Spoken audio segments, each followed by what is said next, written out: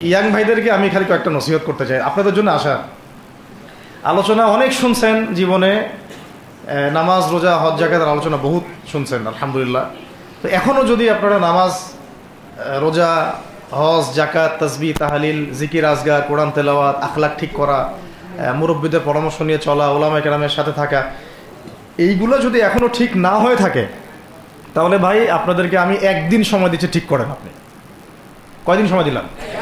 একদিন সময় দিচ্ছি, আপনি ঠিক করে নেন, সব নামাজ ঠিক করে নেন, নিজের গুনাহের জন্য তওবা করেন, হারাম রিজিক থাকলে ছেড়ে দেন, পরিবার না গড়ে থাকলে পরিবার গড়েন, তারপরে রিজিকে হারাম থাকলে ছাড়েন, আপনার সন্তানকে মানুষ করেন, মুহাক্কিক বরেণ্য আলেমদের সোহবতে থাকেন, ওলামায়ে কেরামের সাথে থেকে হাত শক্তিশালী করেন, মাদকের সাথে থাকলে ছাড়েন, গান বাজনার সাথে থাকলে ছেড়ে দেন, যত কবিরা গুনাহ সব ছাড়েন, ছেড়ে নিয়াত করেন যে আগামী যদি আমি 10 বছর বাঁচি 10 বছর, 20 বছর বাঁচলে 20 বছর, 100 বছর বাঁচলে 100 বছর আল্লাহর জন্য ঢেলে দিব ইনশাআল্লাহ।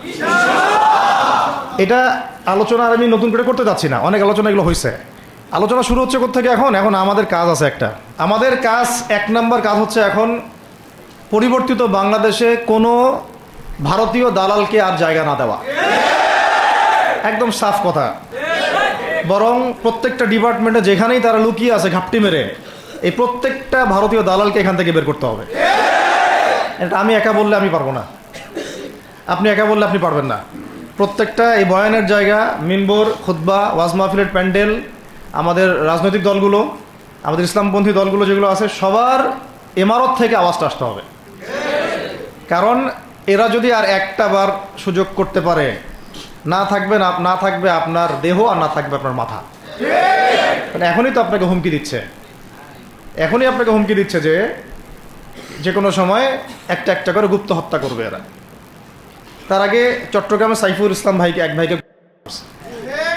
এটার বিচার এখন হয় নাই। কিন্তু যারা মারছে ওদের পক্ষ নিয়ে আমরা আবার সংখ্যালঘুর স্লোগান তুললাম। এ কেমন সংখ্যালঘু যে আমার ভাইকে জবাই করে হত্যা করে? হ্যাঁ, সংখ্যালঘু নির্যাতন তো হচ্ছে ভারতের এক একটা মসজিদ তারা ভাঙতেছে এখন। এটা একটা লক্ষণ। আস্তে আস্তে ওর মানচিত্র মসজিদের মতোই ভেঙে খান হয়ে যাবে ইনশাআল্লাহ। এরা যেমন অখণ্ড ভারত চায়, আমরাও অখণ্ড ভারতই চাই। আমরা চাই অখণ্ড ভারত হবে কালিমা লা ইলাহা ইল্লাল্লাহ মুহাম্মাদুর রাসূলুল্লাহ।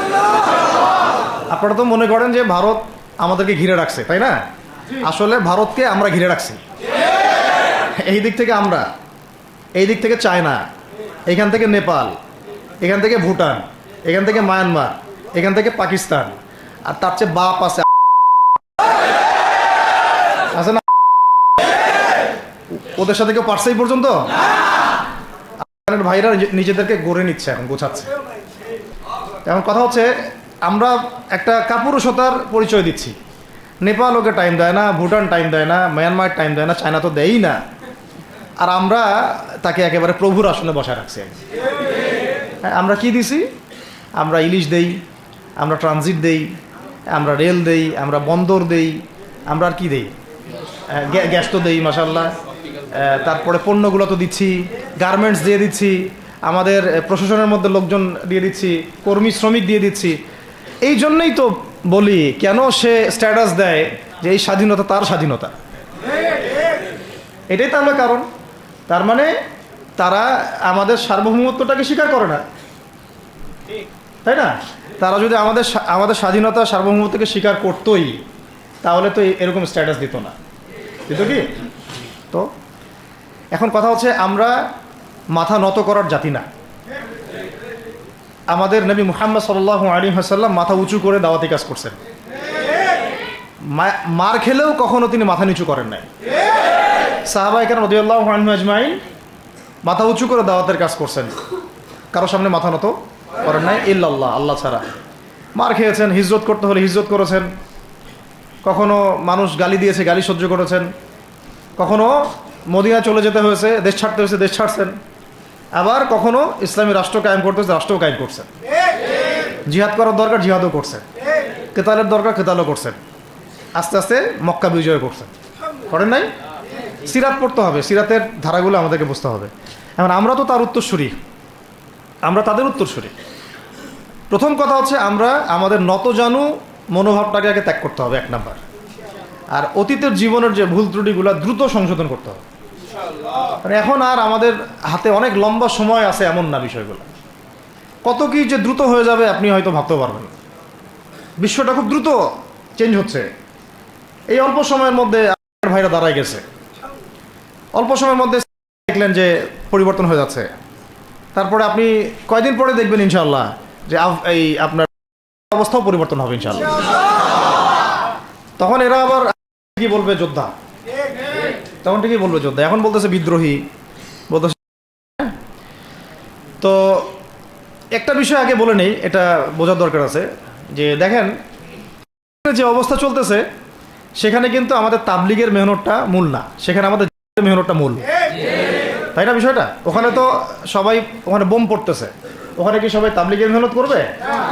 হাতে নেওয়া ফরজ। এটা বোঝার জন্য আপনার তো মুফতি হওয়ার দরকার নেই। হ্যাঁ, আবার তখন কি শুধু তাবলিগটা ফরজ ছিল, না ওদের হামলা প্রতিরোধ করা ফরজ ছিল? ফরজ ছিল। একই অবস্থা হয়েছে, কিন্তু বাংলাদেশে এখন সেই অবস্থাটা নাই। কিন্তু বাংলাদেশে তাবলিগের মেহনত, আমর বিল মারুফ নাহি আনিল মুনকারের মেহনত তো চলবে। মানে তাবলিগের মেহনত, দাওয়াতের মেহনতটা চলবে। যদি কখনো বাংলাদেশে দেখা যায় যে দেশের শত্রুরা বা দিনের শত্রুরা বা উগ্রবাদীরা এই দেশের স্বাধীনতা সার্বভৌমত্বের উপর আক্রমণ করে, তখন কি আমাদের উপরে জিহাদ ফরজ হবে কিনা?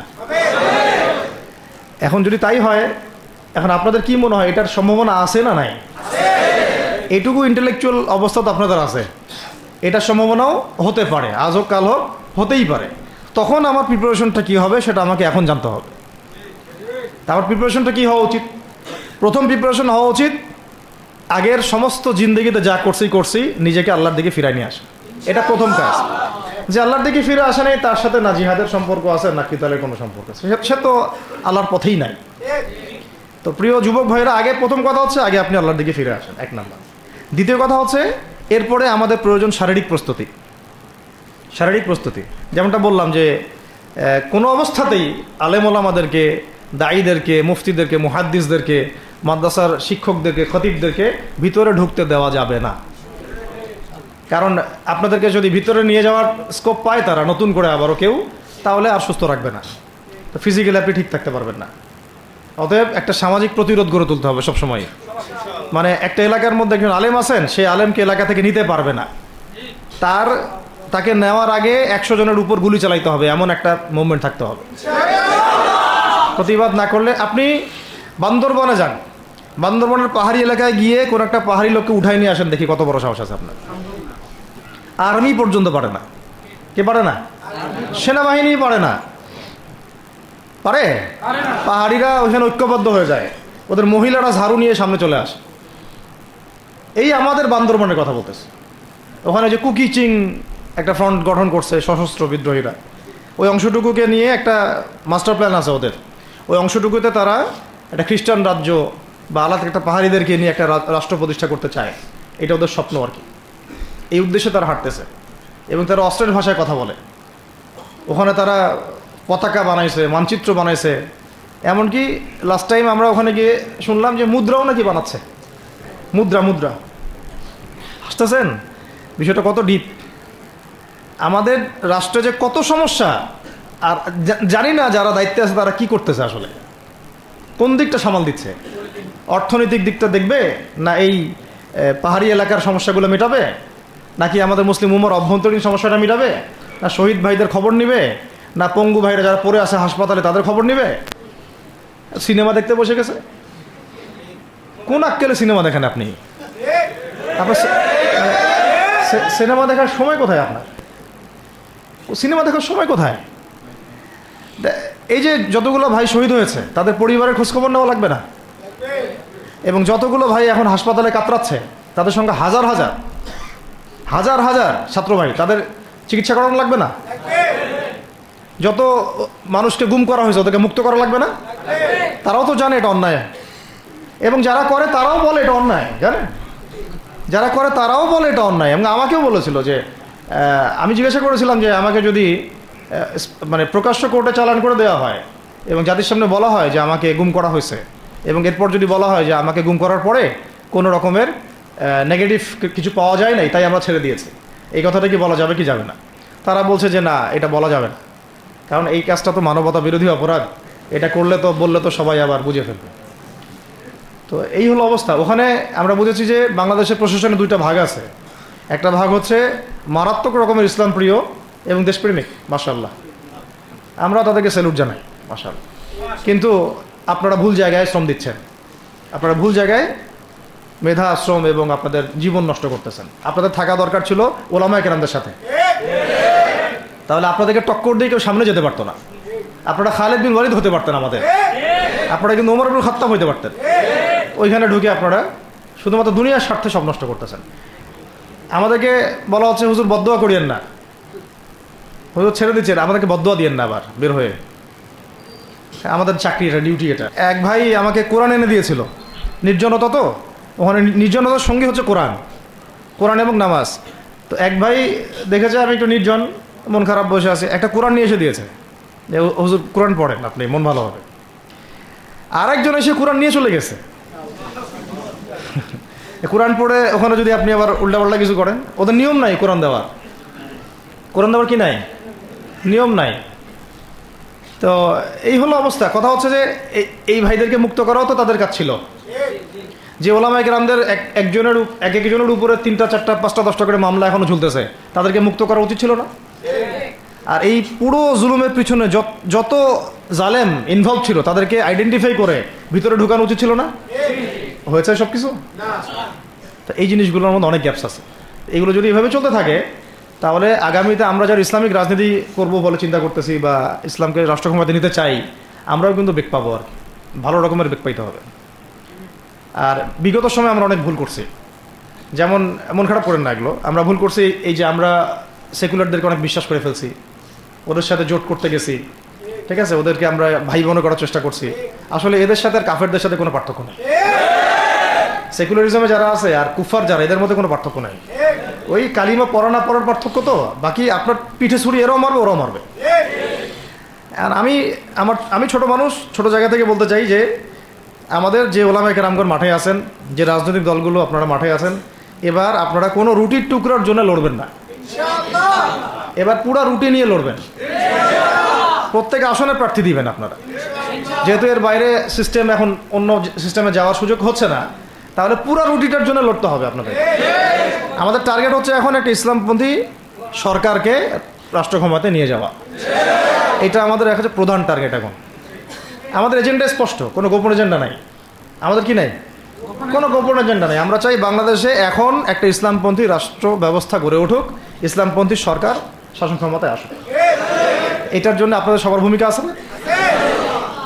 কেউ কথা দিয়ে ভূমিকা রাখবেন, কেউ লিখবেন, কেউ বলবেন, কেউ যেভাবে হোক আপনাকে ভূমিকা তো রাখতেই হবে। কারো বসে থাকার সুযোগ নেই এখন আর। এই রাষ্ট্রটাকে ইসলামিক রাষ্ট্র হিসেবে গড়ার দায়িত্ব এখন সবার কাঁধে আসছে। আমরা আমাদের জায়গা থেকে বলতেছি, বাকি কাজ কিন্তু আপনাদেরকে করতে হবে। আল্লাহ পাক করার তৌফিক দান করেন। আর ইসলামপন্থী ভাইদের আপোষের যে দূরত্ব, এটা কমায় ফেলতে হবে। এই দূরত্ব রাখা যাবে না। ইখতিলাফ আছে থাক, যদি আকীদাগত মৌলিক কোনো পার্থক্য না থাকে, আমরা তো ভাই ভাই নাকি? আমাদের চেয়ে কি মানে সেকুলার আমাদের বেশি বড় ভাই? আমাদের চেয়ে কি যে নাস্তিক মুরতাদের আমাদের বড় ভাই? কমিউনিজমে যারা আছে ওরা আমাদের বড় ভাই? না এই গণতন্ত্রপন্থী যারা একবারে কট্টর, ওরা আমাদের দিনী ভাই নাকি? আমাদের তো ভাই, সোজা কথা হচ্ছে ইন্নামাল মুমিনুনা ইখওয়া, ইন্নামাল মুমিনুনা, মুমিন যারা, মুমিন ভাই, মুমিনে কি ভাই, খালাস। আল মুসলিম ওয়া আখুল মুসলিম, মুসলিমের ভাই কি? মুসলিম, খালাস, এইটুক। মুসলিম আমার ভাই, মুসলিম আমার ভাই। এখন যারা এদেশের রাষ্ট্র ক্ষমতায় ইসলামকে চায় না, তারা আমাদের ভাই না। সে যে কোনো নামে আসুক, এক্স ওয়াই জেড, দেখার দরকার নেই। এক্স নামে আসুক, ওয়াই নামে আসুক, জেড নামে আসুক, যারা রাষ্ট্র ব্যবস্থা ইসলামকে চায় না, তারা আমার ভাই, খালাস, সোজা কথা। এবং রাষ্ট্র ব্যবস্থা ইসলাম চায় যে ভাইরা আমাদের, ওই ভাইদেরকে একসাথে থাকতে হবে। আল্লাহর কসম করে বলতেছি, ইনশাআল্লাহ যদি এই ভাইরা আমরা একসাথে থাকতে পারি, এর সাথে আমরা দায়ীরা, তালেবে ইলমরা এবং আপনারা তো যুব সমাজ আছেন, আমাদেরকে টক্কর দিয়ে বাংলাদেশের রাষ্ট্র ক্ষমতায় কেউ যাইতে পারবে না, ইনশাআল্লাহ। সবাইকে ভূমিকা রাখতে হবে। এখন অন্য আলোচনা চেয়ে এই আলোচনাটাই বেশি দরকার। অন্য আলোচনা অনেক শুনছেন জীবনে, এখন বাংলাদেশে দরকার একটা ইসলামপন্থী রাষ্ট্র ব্যবস্থা, এর বাইরে কোনো আলাপ নাই এখন। এটা প্রতিষ্ঠা করার জন্য কি করতে হবে সেটা ফিকির করে না। তো কি করতে হবে বলেন? প্রথম কথা হচ্ছে আমাদেরকে আগে বৈশ্বিক জালেমদেরকে চিহ্নিত করতে হবে। পুরো বিশ্বে কারা জালেম এটা কি চিন্তা করা বাকি আছে? পুরো বিশ্বের সবচেয়ে বড় জালেম যে সবচেয়ে বড় জালেম এটা চিন্তা কি আপনার বাকি আছে? এই কথা বলতে যে ভয় পায় তার তো নবীর ওয়ারিস হওয়ার দাবি করার উচিত না। এটা খোলামেলা, এটা সবাই জানে। সারা বিশ্বের জুলুমের কারখানা হচ্ছে, মানুষ ত্রাণ নিতে গেলে পর্যন্ত সেখানেও মানুষ হত্যা করছে। আমরা এটা দেখার মতো আর সাহসী নাই। অনলাইনে এগুলো আমাদের দেখতে গেলে যে বাচ্চাদের অবস্থাগুলো আমাদের চোখের সামনে আসে, আমি স্কিপ করে চলে যাই। হয়তো কতটুকু দোয়া করতে পারি আল্লাহ ভালো করে। দোয়া করে কি করব? আমার দোয়ার তো তার দরকার নাই। আমার দোয়ার তার কি দরকার আছে? আমাদের মতো পাপী মানুষের দোয়া দিয়ে তার কি হবে? এখানে তো স্পষ্ট যে পুরো বিশ্বের জালেমের শক্তির কেন্দ্রস্থল কোনটা, সেখান থেকে সব মাস্টার প্ল্যান হচ্ছে। আর যদি ওই কোনো সেবা দাসকে আমরা ক্ষমতায় নিয়ে আসি, আমাদের ভুল হবে না? ছাত্র ভাইরা এই ভুলটা করছে, ছাত্র ভাইরা ভুলটা করছেন, কারণ আপনাদের দিনের জ্ঞানের বুঝের কারণে করছে, বুঝের অভাবের কারণে করছে। ঠিক আছে, ঠিক আছে, এখন যে মানে সম্ভাবনা শেষ হয়ে গেছে এমনও না। কারণ এখন সবাই প্রতিবাদের ভাষায় কথা বলতে পারে। একটা রেভলিউশন ঘটানোর মতো সিচুয়েশন বাংলাদেশে আছে। অন্তত পক্ষে আমাদের ভাইদের মধ্যে আমরা দেখেছি, ছাত্র ভাইদের মধ্যে সাহস তো মাশাআল্লাহ অবশ্যই আছে, ডেডিকেশন আছে, জীবন দেওয়ার মানসিকতা আছে। তাদেরকে খালি নার্সিং করতে হবে, জীবনটা যেন ভুল পথে না যায়। এখন আবু সাঈদের রক্তের উপর দাঁড়ায় যদি কোনো সেকুলার ক্ষমতায় আসে, তাহলে এটা আবু সাঈদের রক্তের সাথে গাদ্দারি হচ্ছে। এই মুগ্ধদের রক্তের উপর সিঁড়ি বানায় যদি কোনো জাতীয়তাবাদীরা আর ওই সেই গণতন্ত্রপন্থীরা, ওই ইসলামের দুশ্মনরা, ওই ভারতের দালালরাই যদি ক্ষমতায় আসে, তাহলে এটা ওদের রক্তের সাথে গাদ্দারি হচ্ছে। এই গাদ্দারির মাফ হবে না। এইটা পলাশির যুদ্ধের চেয়ে বড় মির্জাফরি হয়েছে, এটা ৭১-এর চেয়ে বড় রাজাকারী হয়েছে। আপনারা বলেন যে দেখেন, ভালো করে বুঝেন, গুম হয়েছে এক শ্রেণী, আমার কথা মন খারাপ করে না, এক শ্রেণী হয়ে গেছে, এক শ্রেণীর শাপলা চত্বরে রক্ত দিছে, তাই নাই? এক শ্রেণী ওলামায়ে কেরাম মামলা নিয়ে ঘুরে বেড়াচ্ছে মাথার উপরে, এক শ্রেণীর ছাত্র ভাইরা রাস্তায় শহীদ হলো, আর এক শ্রেণীর ছাত্র ভাইরা পঙ্গু হয়ে হাসপাতালে বেডে পড়ে আছে। আর ক্ষমতায় গেছে কারা? নতুন এক শ্রেণী। হ্যাঁ, এবং ওখানে এমন কিছু মানুষ আছে যাদের সাথে আন্দোলনের কোনো সম্পর্কই ছিল না, সম্পূর্ণ উড়ে এসে জুড়ে বসছে তারা। তাহলে এখানে ইসলামিক রাজনৈতিক দলগুলোকে সামনে রাখা যাইতো, তাদের থেকে তো উপদেষ্টা একটাও নেয় নাই। জামাত ইসলাম থেকে একটা উপদেষ্টা নিছে কিনা? হেফাজত ইসলাম থেকে কোনো উপদেষ্টা নিছে কিনা? আমাদের চরমনায় থেকে একটা উপদেষ্টা নিছে কিনা বলেন? তার মানে রাষ্ট্র গঠনে আমাদের কোনো ভূমিকা নাই না। আমাদেরকে বুঝাইছে যে আপনারা পরে আসেন, ইলেকশন দিব, তখন আপনারা ইলেকশন লইলেন। ইলেকশন সে কবে দেয় সেটাও দেখেন, আদৌ দেয় কিনা সেটাও দেখেন। কাকে বিশ্বাস করবেন আপনি? বিশ্বাসটা করবেন কাকে? যখন মোস্তফা সরোয়ার ফারুকের মধ্যে একজন উপদেষ্টা হচ্ছে, বিশ্বাসটা আপনি করবেন কাকে? সারা জীবন মানুষকে পরকীয়া শিখাচ্ছে, তার কোন যোগ্যতায় সে উপদেষ্টা হচ্ছে? আচ্ছা, একটা কাজ করেন, এটা উপদেষ্টা করার জন্য একটা পরীক্ষা নেন না, দেখি বিসিএস এর মতো, দেখেন না এরা পাশ করে কিনা। অথবা আপনি একটা কাজ করেন, ইসলামিক সেন্সের পরীক্ষা নেন, দেখেন কোরআন তেলাওয়াত করতে পারে কিনা। কিসের ভিত্তিতে হলো? তো এই যে এই সমস্যাগুলো থেকে গেছে, তারপরেও যা হয়ে গেছে হয়ে গেছে। এখন আমাদের যেটা কথা সেটা হচ্ছে, আমরা তো আর কোনো বিদ্রোহে যেতে চাই না, আমরা যে শান্তিপূর্ণভাবে ইসলাম প্রতিষ্ঠা করতে। কিন্তু প্রয়োজনে যদি তারা মানে আমাদের উপর জুলুমের ভাষা বেছে নেয়, তাহলে আমরা অবশ্যই এবার প্রতিবাদের ভাষা বেছে নেব ইনশাআল্লাহ।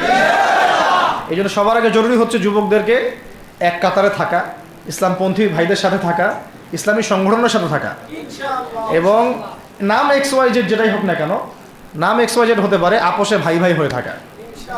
এটাতে যদি ভাই আমরা এবার ভুল করি, আল্লাহর কসম করে বলতেছি, আল্লাহ না করুক, এরপরে যদি মায়ের আসে, না আপনি বাঁচবেন না আর আমি বাঁচব, কেউই না, ইনশাল্লাহ ওই দিন আসবে না।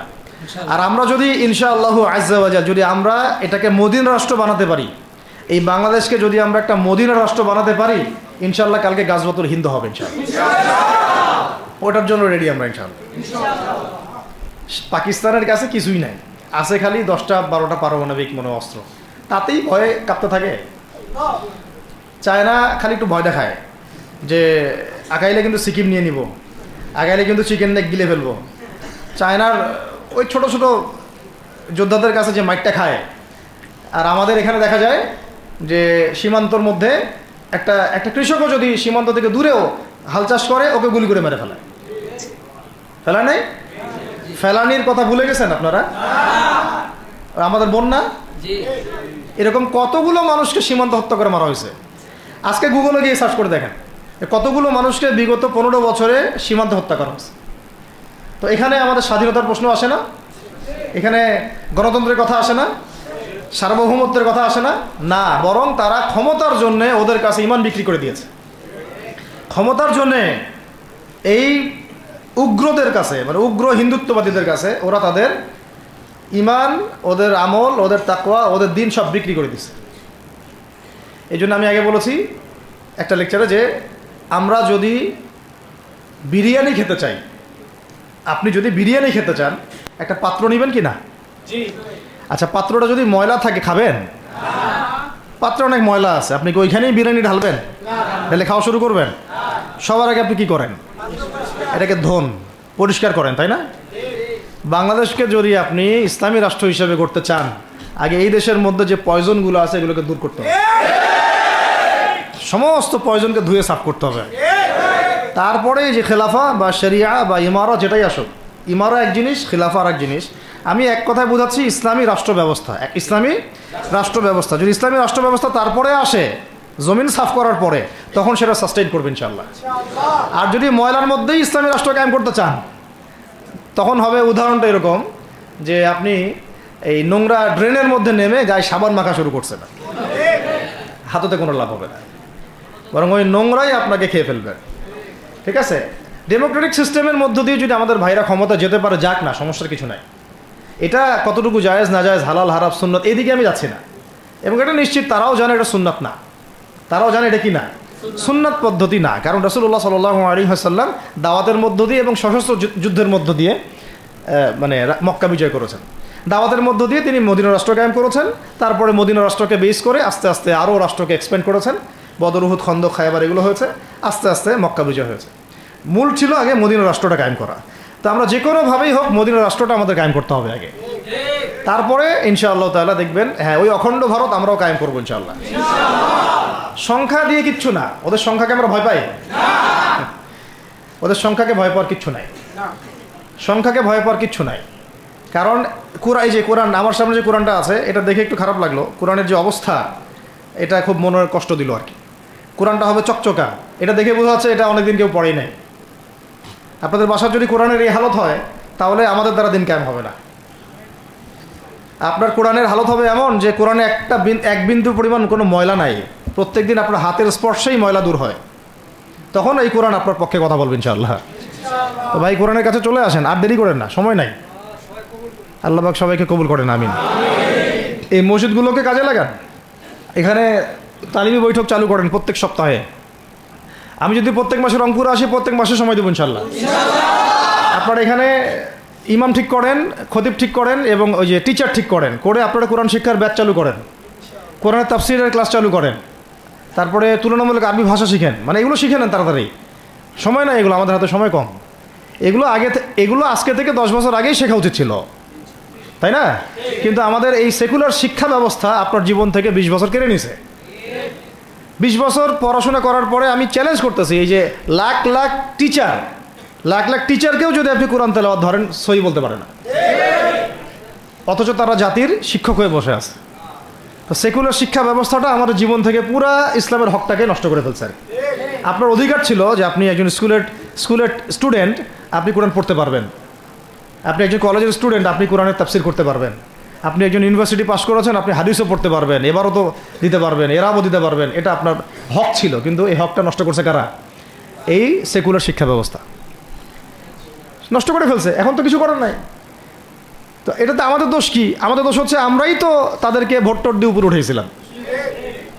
আমাদের বাপরা উঠাইছে, আমাদের বাবারা উঠাইছে, তার বাবারা উঠাইছে। তা আমরা তো ওই সময় ইনসাফ করি নাই, ফল আমাদেরকে ভোগ করতে হয়েছে। আপনি এই প্রসঙ্গটা দুটো কথা বলেই ফেলেন, নাহলে আমি মানে হকাদায় হয় না। একটা মুসলিম ঘরের ছেলে, তার অধিকার নাই প্রাইমারি স্কুলে গিয়ে সে কোরআন শিখবে? আচ্ছা, আমাদের মৌলিক অধিকার কি? খাদ্য, বস্ত্র, বাসস্থান, শিক্ষা, চিকিৎসা, 5টা বলি না? তো কোরআন আমার মৌলিক অধিকার না? মুসলিম পরিবারের সন্তান আমি, কোরআন আমার মৌলিক অধিকার না? তারপর প্রাইমারি স্কুল আপনাকে শিখায় নাই, হাই স্কুল আপনাকে শিখায় নাই, এমনকি কারমাইকেল শিখাইছে আপনাকে, বেগম রোকেয়া বিশ্ববিদ্যালয় শিখাইছে? এরাও শিখায় নাই। এমনকি বিসিএস ক্যাডার হচ্ছেন কোরআন ছাড়াই, ডক্টর হচ্ছেন কোরআন ছাড়াই, ইঞ্জিনিয়ার হচ্ছেনও কোরআন ছাড়াই, এমনকি শিক্ষা কমিশন গঠন হচ্ছে, ওই কমিশনের লোকদেরও কোরআনের জ্ঞান নাই। টকশোতে এসে আবার ঠিকই পটর পটর করে, কোরআনে পড়তেও পারে না, টকশোতে এসে পটর পটর করে। এই তো বিগত 10 বছর তো টকশোর বছর ছিল, খালি টকশো, দেখেন নাই? আলোচনা আলোচনা আলোচনা, একটা ন্যারেটিভ তৈরি করা হচ্ছিল, ইসলাম নিয়ে যারাই কথা বলবে এরাই জঙ্গি, এরাই মৌলবাদী, এরাই সন্ত্রাসী। হ্যাঁ, তো কীভাবে মানুষের ব্রেন ওয়াশ করা হয়েছে। আমি আসলে অবাক হয়ে গেছি এই ঘটনাটাতে, জুলাইয়ের ঘটনায়, যে যুব সমাজকে ধ্বংস করার জন্য তারা 20 বছর ঢেলে দিছে, ওই যুব সমাজই তাদেরকে পিটাই বের করছে। আল্লাহ পাকের কি পরিকল্পনা! আপনাদেরকে ধ্বংস করার জন্য 20 বছর ধরে তারা সিলেবাস কারিকুলাম করছে। আপনাদেরকে শরৎচন্দ্র পড়াইছে, বঙ্কিমচন্দ্র পড়াইছে, হুমায়ুন আহমেদ পড়াইছে, হুমায়ুন আজাদ পড়াইছে, হ্যাঁ শেক্সপিয়ার পড়াইছে, আর কত কি পড়াইছে। কোরআন পড়তে দেয় নাই, নামাজের স্বাধীনতা দেয় নাই, পর্দার স্বাধীনতা দেয় নাই। আমাদের বোন পর্দা করে পরীক্ষা দিতে গেছে, নেকাব খুলে ফেলা হয়েছে, কি করে নাই। কিন্তু ওই ছাত্র জনতার হাতেই পিটানি খাইতে হয়েছে। আল্লাহ পাকের দেখছেন কি একটা মিরাকেল, আল্লাহ পাকের কি মানে কুদরত, ক্যারিশমা। ঠিক কিরকম হয়েছে জানেন? ঘটনাটা হয়েছে এরকম যে ফেরাউনের ঘরেই মুসা আলাইহিস সালামকে আল্লাহ পাক বড় করছে। মাশাআল্লাহ। তো আপনাদেরকে ধ্বংস করার জন্যই কিন্তু এই পলিসিগুলো অ্যাপ্লাই করা হয়েছিল। এখন যে আল্লাহ পাকের রহমতে আপনারা বিপদে যান নাই, আলহামদুলিল্লাহ। এখন যেটা আল্লাহ পাক বোঝার তৌফিক দিচ্ছেন, দেখেন আপনারা কোরআন শিখতে পারতেন, এখানে পারেন নাই। শিক্ষা কমিশনের মধ্যে কোরআন নাই। শুধু তাই না, দেখেন 360 জন এমপি মন্ত্রীকে আপনি বসায় দেন, 360 জন এমপি মন্ত্রীকে বসায় তাদের সবাইকে শুধু কিচ্ছু না, আমি বলবো খালি সূরা ফাতিহা তিলাওয়াত করতে বলেন। পারলে শুধু মমতাজ পারতে পারে নাকি? কারণ তার তো বুখারী মুসলিম সিয়াসিটা পড়া আছে, ওটা পড়া ছিল আর কি, এটা পড়া ছিল, তো হয়তো সে পারতে পারে না, পারলে তো ভালো, খারাপ কিছু না, ঠিক আছে। তো বাকি কেউ কিন্তু পারে না। আর বেশি দেন না, অল্প না, ঠিক আছে, শেষ করতেছে। তো এখন প্রিয় ভাইরা, এখন কথা অনেক হয়ে গেছে। মূল কথা হচ্ছে যে আমাদেরকে এখন একটা নতুন উদ্দেশ্য নিয়ে, টার্গেট নিয়ে, একটা মিশন নিয়ে আগামীকাল থেকে পথ চলতে হবে ইনশাআল্লাহ। প্রথম গন্তব্যটা কি? আমরা বাংলাদেশকে একটা মদিনা রাষ্ট্র কায়েম করতে চাই। সেটা যদি করতেই হয় তাহলে আমাকে কার আদলে করতে হবে, কার সুন্নতে করতে হবে? নবী মুহাম্মদ সাল্লাল্লাহু আলাইহি ওয়াসাল্লামের তরিকায়। এবং তার তরিকার প্রথম কাজটাই হচ্ছে আগে ইলম শিখতে হবে। কি শিখতে হবে? এই মসজিদগুলোকে কাজে লাগান, মাদ্রাসাগুলোকে কাজে লাগান। এবং 2 নম্বর হচ্ছে ইলম একা একা শেখা যাবে না। ইলম একা একা শেখা যাবে না। 20 বছর তো আপনি একা পড়াশোনা করেন নাই, প্রতিষ্ঠান ছিল, ওস্তাদ ছিল, তাই না? টিচার ছিল, আপনার একাডেমিক কারিকুলাম ছিল। ঠিক ওইরকমই দিনের ইলমও একা একা শেখা যাবে না, ওস্তাদ লাগবে। এবং আলহামদুলিল্লাহ আমাদের বাংলাদেশে ওস্তাদদের অভাব নাই, আলহামদুলিল্লাহ। প্রত্যেক জেলায় জেলায় উপজেলায় সব জায়গাতেই মুহাক্কিক বরেণ্য আলেমগণ আছেন, আলহামদুলিল্লাহ। আর আপনি খুঁজে বের করবেন কে মুহাক্কিক আলেম।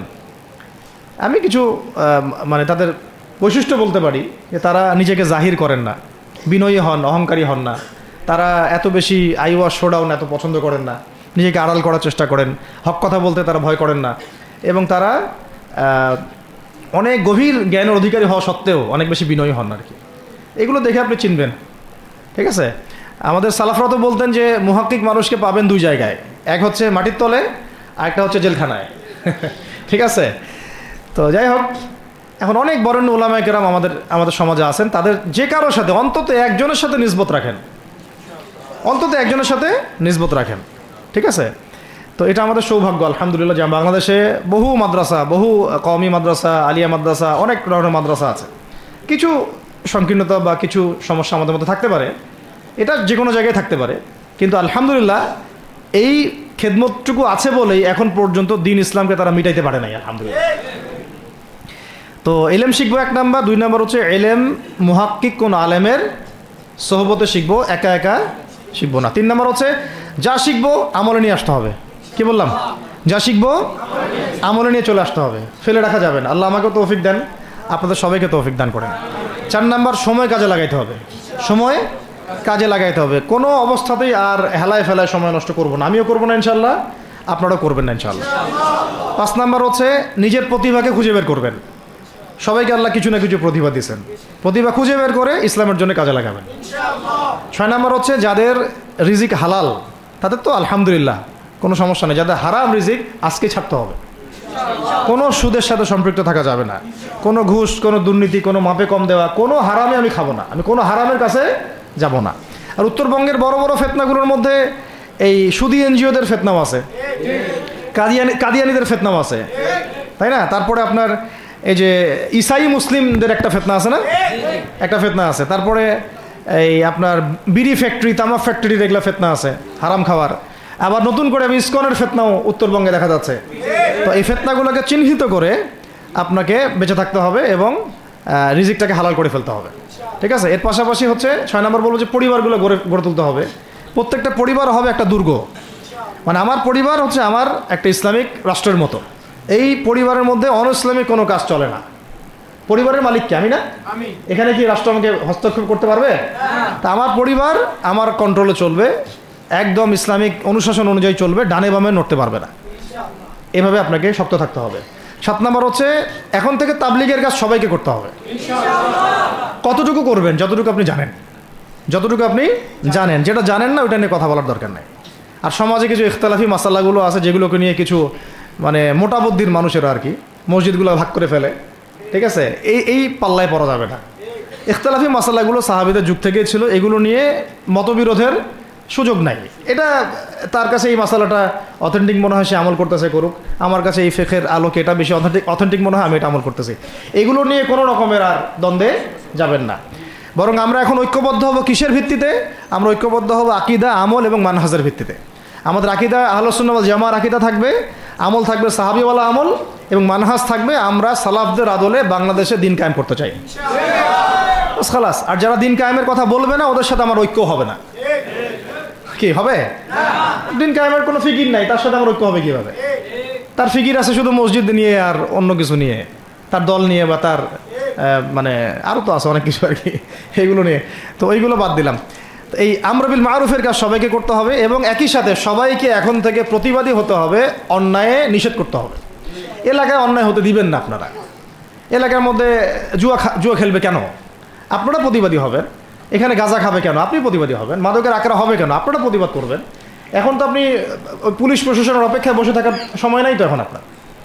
একজন নেককার, মুত্তাকি, পরহেজগার মানুষ প্রত্যেকটা এলাকায় থাকা দরকার। আপনাদের মধ্যে একটা জামা বা কমিউনিটি থাকা দরকার, মানে একটা অ্যাসোসিয়েশন থাকা দরকার যারা ওই এলাকাকে সংস্কারের কাজ করবে ইনশাআল্লাহ। অথবা বৃহত্তর সংগঠন যেগুলো আছে বাংলাদেশে তাদের অঙ্গ সংগঠন হিসেবে আপনারা কাজ করতে পারেন। আল্লাহ পাক তৌফিক দান করেন। মানে একটা চেইন অফ কমান্ড গড়ে তুলতে হবে দেশব্যাপী। এটা অলরেডি আছে এবং নতুন করেও যদি কেউ চায় যে আমি কিছু অ্যাসোসিয়েশন করব যেটা আমর বিল মারুফের কাজ করবে, নেহিল মুনকারের কাজ করবে, তাহলে এটা করতে পারেন ইনশাআল্লাহ। আর এর সাথে আমি বলবো যে আমাদের জান, মাল, সময়, শ্রম, কটা কথা বললাম? জান, মাল, সময় এবং শ্রম। জান, আমাদের মাল, আমাদের সময়, আমাদের শ্রম, এই 4টা জিনিসকে আল্লাহর জন্য ওয়াকফ করে দিতে হবে। দুনিয়াতে মুসাফির আমরা, দুনিয়াতে কি আমরা মুসাফির। আমাদেরকে পাঠানোই হয়েছে আল্লাহর ইবাদত করার জন্য। এবং শুধু একা ইবাদত করবো কেন? আমি কি স্বার্থপর? আমার পরিবারটাও করতে হবে। এবং শুধু পরিবার কেন করবো? আমার সমাজটাও করতে হবে, আমার রাষ্ট্রটাকেও করতে হবে। কারণ রাষ্ট্রীয় কাঠামোতে ইসলাম না থাকলে আমি সমাজ চেঞ্জ করতে পারবো না। আসলে সহজ কথা, সব কথা কিন্তু ওই গোড়াতে গিয়ে ঠেকতেছে। কারণ রাষ্ট্র ব্যবস্থায় যদি ইসলাম না যায়, রাজনীতির মধ্যে ইসলাম যদি না যায় এবং একটা ইসলামিক শরিয়া ভিত্তিক বা ইমারা ভিত্তিক রাষ্ট্র যদি কায়েম না হয়, এই শব্দগুলো হয়তো তারা বোঝে না। মানে ইসলামী একটা রাষ্ট্র ব্যবস্থার কাঠামো যদি না থাকে তাহলে আপনি ব্যাংকিং সিস্টেমকে সংস্কার করতে পারবেন না, সুদের মধ্যে সংস্কার আনতে পারবেন না, শুধু এনজিওর বিরুদ্ধে আপনি কোনো পদক্ষেপ নিতে পারবেন না, আপনি সমাজের এই যে ফাসাদ, নোংরামি, এগুলো বন্ধ করতে পারবেন না, আপনি এই যে কাদিয়ানি মতবাদের বিরুদ্ধে কিছু করতে পারবেন না, ওদের অর্থনৈতিক ডানা আপনি কাটতে পারবেন না, ওদের পলিটিক্যাল সাপোর্ট আপনারা কাটতে পারবেন না। তারপরে ওই জায়গায় ইসলাম না গেলে এই সাংস্কৃতিক আগ্রাসনগুলো কাটাতে পারবেন না। পাশের প্রতিবেশী রাষ্ট্রদের যে আগ্রাসী ভূমিকা, এগুলোর ব্যাপারে আপনি কোনো পদক্ষেপ নিতে পারবেন না। তাই ওই জায়গা পর্যন্ত যদি না যেতে পারি আমরা, তাহলে কথাগুলো শুধু বলাই হবে, কোনো বাস্তবায়ন হবে না। অতএব আমাদের মূল কাজ একটা, এখন ওই উপরের লেভেলে ইসলামকে নিয়ে যাওয়া। এই কাজগুলোর মধ্য দিয়ে আমরা ইসলামকে নিয়ে যাবো ইনশাআল্লাহ তাআলা। আর সর্বোপরি আসন্ন সময়গুলোতে যখন ওলামায়ে কেরাম, আমাদের বরেণ্য আলেমগণ, আমাদের বরেণ্য ওস্তাদগণ এবং আমাদের তুল্লাবরা, আমাদের জামাআগুলো, আমাদের ইমারাগুলো এবং আমাদের ইসলামী সংগঠনগুলো, তারা যখন মাঠে থাকবে, তখন তাদেরকে একা ছেড়ে দেওয়া যাবে না। মই দিয়ে গাছে উঠায় মই টানা যাবে না। শাপলা চত্বরে এই কাজটা করছেন আপনারা, কিন্তু শাপলাতে কিন্তু এই কাজটা হয়েছে। ওখানে কিন্তু এতগুলো ভাইয়ের ওখানে শহীদ হওয়ার কথা ছিল না, এত সহজ ছিল না বিষয়টা। কিন্তু কিছু ভাই ছিল ওখানে আমাদের সাথে প্রতারণা করেছে, মই দিয়ে আমাদের কিন্তু মই টেনে নিছে, আমাদেরকে উপরে উঠাই দিছে। এরপর থেকে তো কত জেল, কত জুলুম, কত মামলা মোকদ্দমা, কত গুম হয়ে গেল শাপলার পর থেকে, হিসাব করেন তো। এবার এই ভুলগুলো আর করতে যায় না, এই মুনাফিকিগুলো আর কেউ করতে যায় না আল্লাহর ওয়াস্তে। আপনারা ওলামায়ে কেরামদের সাথে থাকেন, হাত শক্ত করেন, মই দিয়ে আবার গাছে উঠায় মই টানে নিয়েন না। আমি কি বুঝাতে পারছি? বুঝাতে পারি নাই মনে হয়। অর্থাৎ ওলামায়ে কেরামগণ যখন মাঠে থাকবেন, ইসলামী সংগঠনগুলো যখন মাঠে থাকবে, আপনাদেরকে আমরা পাশে চাই, পাশে পাবো তো ইনশাআল্লাহ। আল্লাহ পাক যেন আমাদের সবার এই আওয়াজকে কবুল করেন। আমি আল্লাহ পাক আমাদেরকেও কবুল করেন, আমাকে কবুল করেন, আপনাদের সবাইকে কবুল করেন। আমাদের গন্তব্য একদম স্পষ্ট, হয় খেলাফা না হলে শাহাদা, হয় খেলাফা না হলে শাহাদা। ইনশাআল্লাহ তাআলা দুটোর যেটাই হোক না কেন আমরা সফল। আল্লাহ পাক আমাদের সবাইকে কথাগুলো বোঝার ও আমল করার তৌফিক দান করেন। أقول قولي هذا أستغفر الله لي ولكم ولسائر المسلمين. بارك الله لنا ولكم بالآية الحكيم إنه تعالى جواد كريم والرؤوف الرحيم.